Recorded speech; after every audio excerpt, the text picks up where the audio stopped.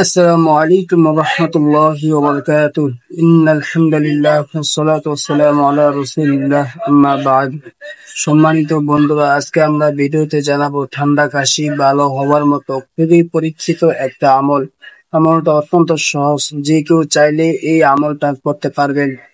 অবশ্যই এই আমল সম্পর্কে সম্পূর্ণ জ্ঞান লাভ করতে শেষ পর্যন্ত শুনবেন। আর আমাদের চ্যানেলটি সাবস্ক্রাইব করা না থাকলে ভিডিওতে লাইক দিয়ে সাবস্ক্রাইব করতে পারেন। সম্মানিত দিনী ভাই ও বোনেরা, এই আমলটা যেভাবে করতে হবে আপনাদেরকে, সেটা হচ্ছে কোরআনুল কারীমের একটা আয়াত পাঠ করতে হবে।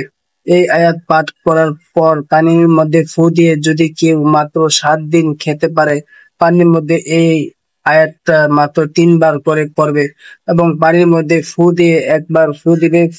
ফু দেওয়ার পর 7 দিন যদি প্রতিদিন একবার করে এভাবে খেতে থাকে রেগুলার, আশা করা যায় তার ঠান্ডা কাশি অতি দ্রুত ভালো হয়ে যাবে। কুরআন কারীম থেকে সে আয়াতটা হলো, ইন্নাল্লাযীনা আমানু ওয়া আমিলুস সলিহাতি সায়াজআলু লাহুমুর রহমানু উদ্দা। 16 নম্বর পারা 11 নম্বর পেজে প্রথম আয়াত।